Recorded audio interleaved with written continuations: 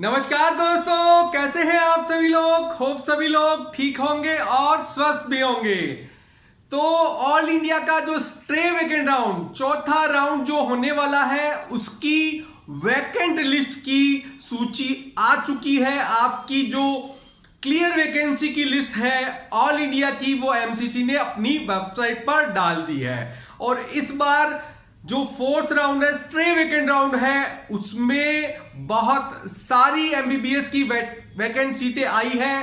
Total 702 सीटें हैं MBBS की, गवर्नमेंट एमबीबीएस के लिए। सभी कैटेगरियों के मिलाकर OBC, EWS, general, SC, ST, सभी कैटेगरियों के मिलाकर टोटल 702 वैकेंट सीट आई है, जो कि काफी ज्यादा है। अब तक की सबसे ज्यादा स्टे वैकेंट राउंड में जो सीटें हैं वो 2023 में देखी गई है। आज तक जितनी भी सालें थी, पिछली 5-6 साल की बात करें तो सबसे ज्यादा सीटें स्टे वैकेंट राउंड में इसी साल आई है। अब बात आती है क्या कट ऑफ डाउन जाएगा कि नहीं जाएगा। अब कुछ यूट्यूबर की बात करें, कुछ ऐसे बच्चे हैं जो कि जिन्होंने, जितने भी पेरेंट्स हैं जिन कट ऑफ बाय नियर है 610, 611, 609, 608, 607, उन सब की नींद हराम कर रखी है। बार बार एक ही बार बोलते हैं 500 बच्चे बिहार के हैं, वो आके ऑल इंडिया में पूरा खेल बिगाड़ देंगे। लेकिन अगर आप टेक्निकली सोचे तो ऐसा पॉसिबल नहीं है कि 500 की 500 सीट बिहार के बच्चे लेके चले जाए। क्योंकि सबसे पहले बात, ऑल इंडिया में जितनी वैकेंट सीटें आई हैं वो ऐसा तो है नहीं कि टॉप इंस्टीट्यूट में आई है। काफी सीटें अच्छी कॉलेजों में भी आई है, लेकिन ज्यादातर कॉलेजें जैसे साउथ की या अदर स्टेट की मिला लें तो उनमें आई है।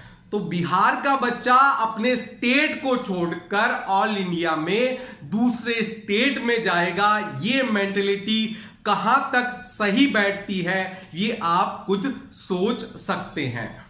तो 702 सीटें आई है।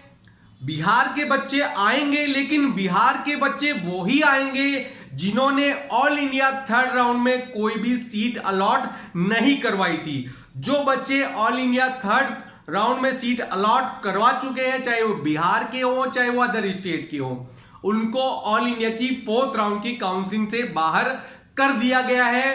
तो जिन बच्चों में जिनका जिगरा बहुत ज्यादा मजबूत था, वो ये सोचते हैं कि हमें बिहार में सीट मिल जाएगी, वही बच्चे बिहार की काउंसलिंग में गए हैं ऑल इंडिया की सीट छोड़कर।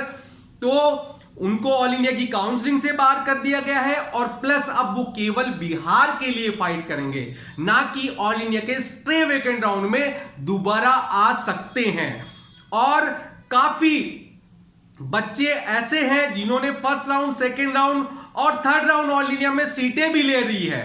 तो ऐसा कहना कि जितनी सीटें आएंगी वो सब बिहार के बच्चे ले जाएंगे, ये सही नहीं है। आप सभी पेरेंट्स और बच्चों को डराया जा रहा है कुछ पैसों के लिए।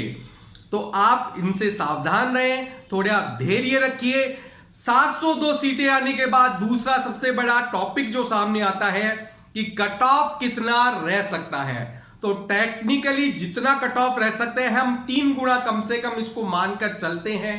जो लास्ट के राउंड में है वो यही देखा जाता है कि जितनी सीटें होती है, जैसे 700 है तो आपकी जो कट ऑफ रैंक है वो 2100, मतलब 2000 के पार तक कम हो सकती है, मतलब बढ़ सकती है। अगर अभी 22,700 को मिली है तो अब हो सकता है 24,700, 800 या 25,000 तक वाले बच्चों को भी कॉलेज मिलने की उम्मीद है टेक्निकली।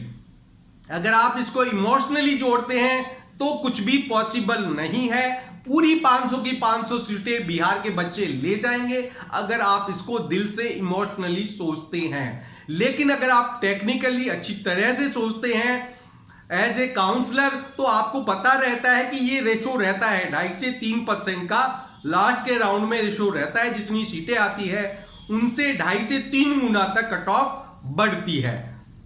तो ये हमारा एनालिसिस है कि हम मान के चल रहे हैं कम से कम 2000 से लेकर 2100 रैंक तक की कट ऑफ बढ़ेगी, मतलब जो अभी 22,700 पे कट ऑफ रुकी है वो 24,700, 800 या 25,000 को भी टच कर सकती है।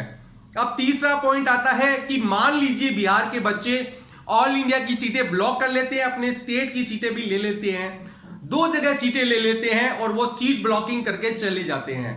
तो आप देखिए 2021 के अंदर 5 राउंड हुए थे, तो अगर आपकी वैकेंट सीट आती है तो आपको ऑल इंडिया में एक और राउंड देखने को मिलेगा, डरने की कोई बात नहीं है।